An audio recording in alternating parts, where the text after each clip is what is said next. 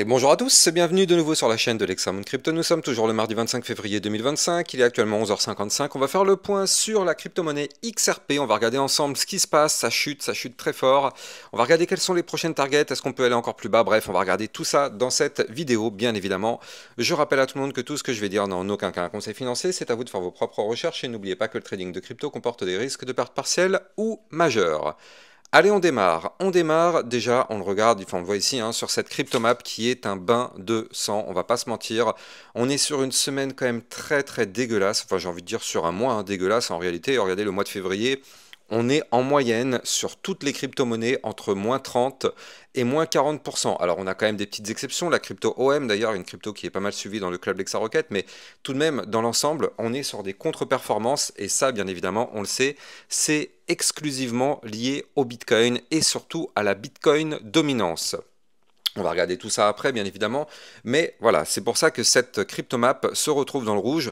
Pour le moment, la Bitcoin dominance reste encore ultra élevée, donc forcément les alts ont du mal. Et justement, avant même de parler du XRP, on va justement regarder cette Bitcoin dominance, parce qu'il faut absolument regarder ça. Là, on le voit ici sur ce tracé, on est sur une Bitcoin dominance qui continue d'exploser. Vous le voyez actuellement, on est à 61,8%.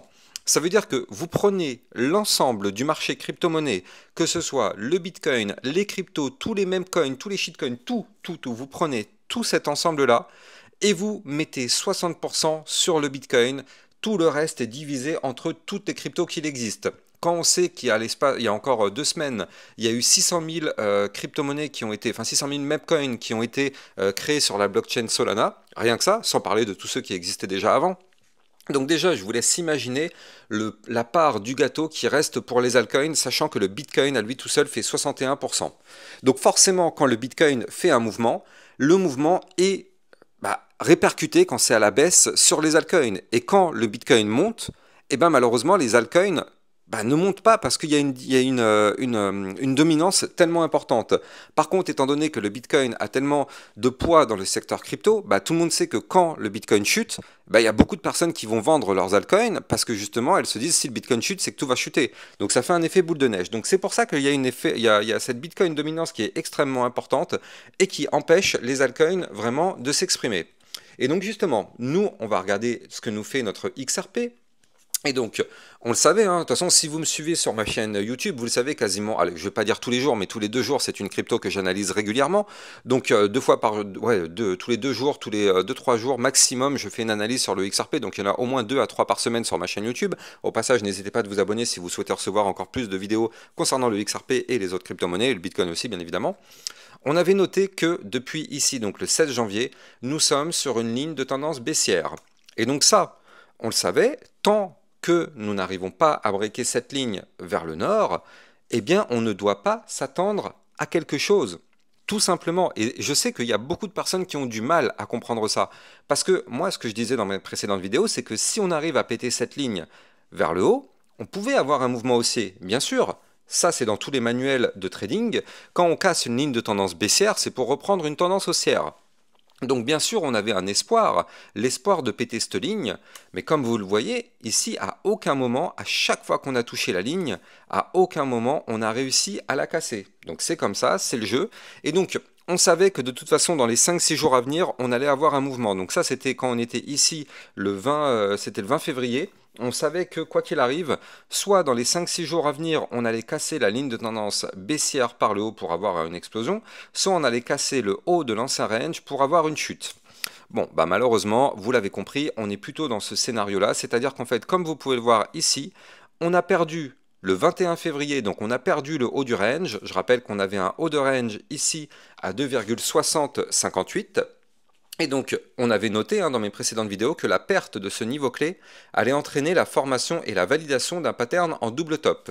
Donc là, ici, on le voit parfaitement, on a eu le premier top, le deuxième top, et donc, vous le voyez comme on peut passer très vite du rire aux larmes en crypto-monnaie. Regardez, oublions cette partie-là. Voilà, je la dégage, toute cette partie-là, on la dégage. On fait comme si ça n'existe pas.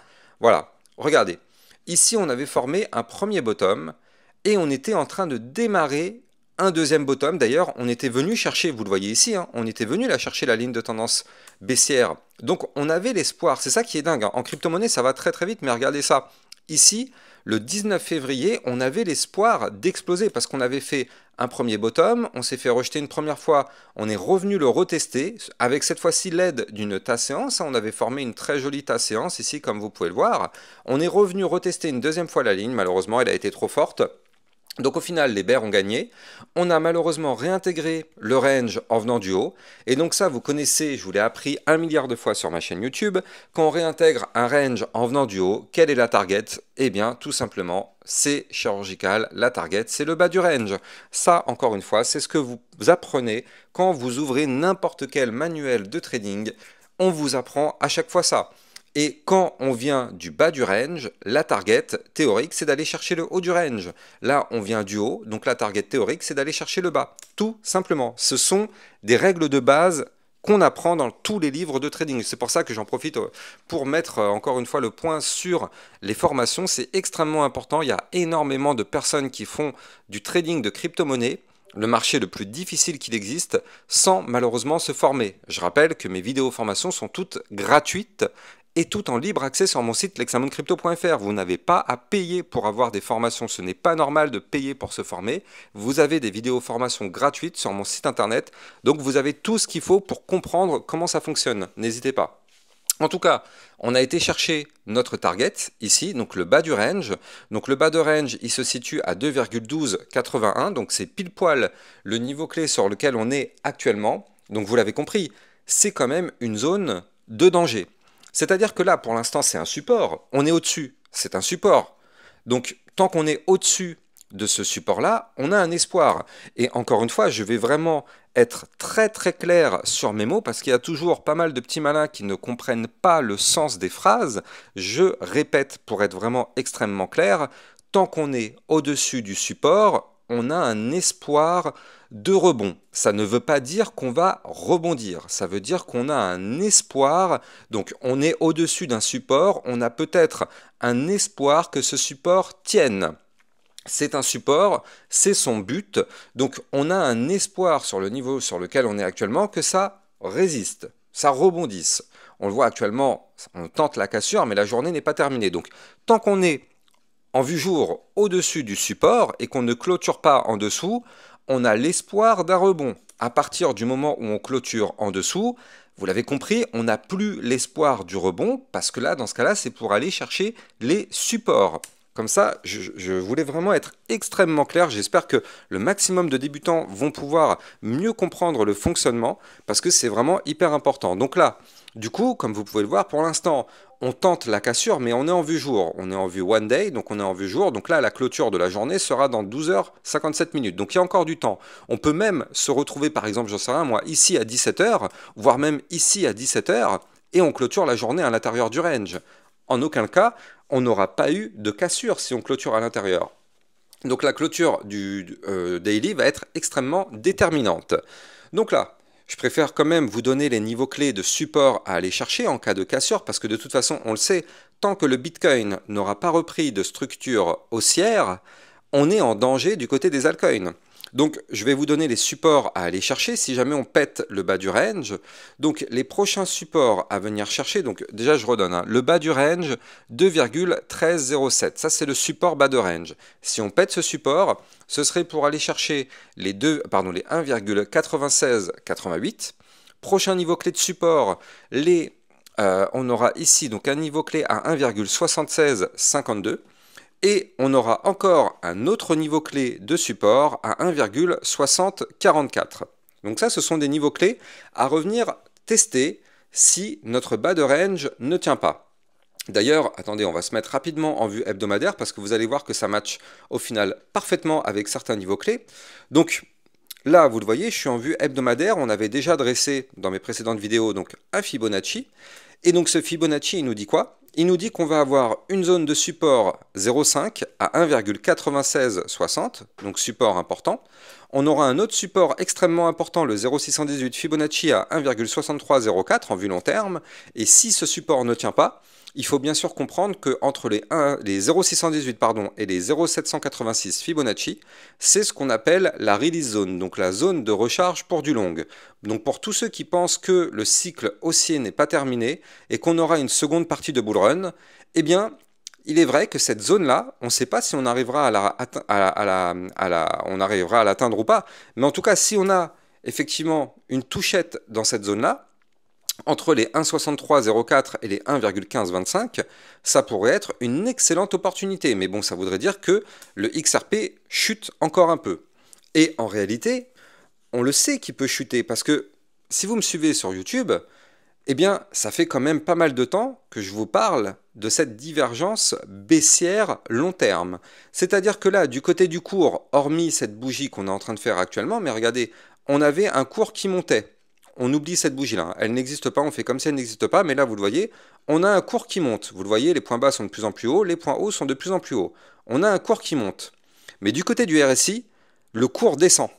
Donc on savait que là, il y avait soit l'un, soit l'autre qui mentait, et c'est ce qu'on appelle une divergence baissière, hebdomadaire, vu qu'on est en vue hebdomadaire. Donc là, effectivement, eh bien, on l'avait noté, et on savait que, ok, on pouvait encore pousser un tout petit peu s'il fallait, pourquoi pas aller rechercher les 3 dollars, les 3,5, mais on avait toujours dit que aller chercher les 10 dollars sans passer par une phase de retracement, c'était impossible, parce que j'ai vu pas mal de commentaires en disant, enfin, avec des personnes qui disaient oui, les 10 dollars c'est imminent, blablabla. Non, on sait que avec une divergence baissière, en plus de ça, avec un RSI qui se trouve quand même extrêmement haut, même si là on est en train de chuter, donc c'est mieux, mais il y a encore quelques jours on se trouvait à 65, et bien du coup forcément, on savait que d'un point de vue long terme, on allait avoir un retracement, et on est dedans. On est dedans avec cette bougie qu'on a actuellement, donc c'est pas réellement une surprise. C'est pas réellement une surprise, on savait qu'il y avait une divergence baissière long terme, donc on savait qu'on était à risque long terme. Mais en court terme, c'est différent. Avant de continuer, je rappelle que bien sûr, vous pouvez me suivre sur Twitter pour recevoir toutes mes news et toutes les actualités crypto. Vous pouvez aussi rejoindre le Club Lexa Rocket, ça vous permet de recevoir encore plus de vidéos que ce que vous avez sur YouTube. Et du coup, vous avez bien sûr ces liens en description de vidéo. Alors, continuons. Continuons du côté de notre XRP. Donc là, on va supposer que ce bas de range arrive à tenir. C'est le range qu'on avait vu tout à l'heure en vue jour. Donc, étant donné que c'est un support, même si on voit qu'on est en train de le breaker, mais imaginons que ce bas de range arrive à tenir. Dans ce cas-là, vous l'avez compris, ce serait pour avoir peut-être un rebond qui nous permettrait dans les prochaines semaines de reprendre de la force et de retourner rechercher le haut du range. De toute façon, ça, c'est encore une fois, une règle de base, c'est que tant qu'on reste à l'intérieur du range, eh bien, le but, c'est de rebondir. On fait du yo-yo dans un range. Quand on est en bas, on va chercher le haut. Quand on est en haut, on va chercher le bas. Et ainsi de suite. On fait du yo-yo. Jusqu'à ce qu'on casse. Soit par le haut, soit par le bas, peu importe. Mais tant qu'on est dedans, on continue de faire du yo-yo. Donc quand on est en bas, on va chercher le haut. Donc là, vous l'avez compris, on est en train de tenter la cassure par le bas. Mais étant donné qu'on est en vue jour et qu'il reste 12h52 minutes, on va voir si on casse réellement ou pas. Si on casse pas, comme je vous le disais tout à l'heure, on a l'espoir donc de continuer le yo-yo pour cette fois-ci dans les prochaines semaines, remonter, aller chercher le haut du range à 2,6043, tenter la cassure de la ligne de tendance baissière par le haut et se relancer. C'est tout à fait possible, mais pour ça, on n'a pas le choix. Il faut impérativement ne pas breaker ce range. Par contre, il faut quand même le noter, il y a quand même des indicateurs qui nous montrent quand même des choses intéressantes. Avant de continuer, je rappelle que vous pouvez trader 7 crypto-monnaies en utilisant mon lien de parrainage Binance en description de vidéo qui vous permet d'obtenir un bonus à vie sur vos frais de trading et ça vous permet de trader sur une plateforme enregistrée PSAN auprès de l'AMF. Le lien est en description de vidéo. Donc là, du côté du XRP, comme vous pouvez le voir, en vue daily, on est extrêmement bas. Je ne sais pas si vous vous rendez compte, on a un RSI à 30. On est à 30 du côté du RSI. C'est extrêmement bas. On est extrêmement bas. On est dans la zone qu'on appelle la zone de survente. Donc là, ça ne veut pas dire qu'on ne va pas continuer de chuter. On peut parfaitement, comme je vous le disais tout à l'heure, continuer de chuter. Si on casse le range, on va bien sûr continuer de chuter pour aller chercher les supports. Mais on est quand même extrêmement bas. Donc à un moment donné, on peut espérer avoir quand même un rebond parce qu'un RSI aussi bas que ça, il y a quand même des chances qu'à un moment donné, on puisse avoir le rebond. Donc on est quand même sur des zones sur lesquelles on peut avoir potentiellement un rebond, mais n'oublions pas toujours cette vue hebdomadaire qui nous indique toujours que, en vue long terme, on est très loin d'avoir un rebond. Donc on peut avoir un rebond moyen terme pour essayer de se relancer, mais attention, la vue long terme, quant à elle, nous dit que on est toujours à risque. Donc tant qu'on ne casse pas des niveaux clés qui nous permettent de se mettre en sécurité, la vue long terme reste toujours Un risque, d'autant plus qu'il faut le noter, hein, mais en vue long terme, regardez ça, on est en train de démarrer un momentum MACD bear. C'est-à-dire que là, ça y est, le momentum bull est terminé, les bears commencent à reprendre la main, donc prudence extrême, prudence absolue. On est actuellement en vue long terme posé pile poil sur le dernier point bas à 2,0864, c'est le dernier point bas. Si on casse ce niveau clé, comme je le disais, on va aller chercher le 0,5 Fibonacci à 1,9660. Et dans ce cas-là, si on pète ces niveaux clés, bien sûr, la chute pourra continuer. Mais pour l'instant, on n'y est pas encore. On sait qu'on est dans le secteur crypto-monnaie, donc le secteur le plus volatile. On sait que tout peut changer extrêmement rapidement. On a déjà connu, pas plus tard qu'il y a encore 2-3 semaines, des journées dans lesquelles on se retrouve avec... Bah regardez, elle est là, hein. Elle est là, la bougie, elle est là. C'était quand? C'était dans la semaine du 3 février. Regardez, on avait été chercher cette semaine-là les 1,76. Eh bien, le jour même, parce que c'était sur une journée de mémoire, hein, eh bien, le jour même, on a racheté le truc, voilà, c'était là. Eh bien, le jour même, donc on est passé de 1,76 et au final, on a clôturé la journée à 2,69 $. Donc, tout peut se passer très très vite. On est en crypto-monnaie. Si on est en crypto, c'est parce qu'on est censé avoir une psychologie qui nous permet de gérer ses émotions. On sait que c'est le secteur le plus difficile, donc on sait qu'il y a une forte volatilité qui est attendue sur toutes ces crypto-monnaies. Et actuellement, on est en train de le vivre depuis quelques semaines avec des chutes à répétition. Donc, pour l'instant, en tout cas, prudence. Maintenant, il faut aussi dire qu'en vue hebdomadaire, quand même, on reste actuellement au-dessus du ruban. Donc là, vraiment, pour l'instant, c'est bien.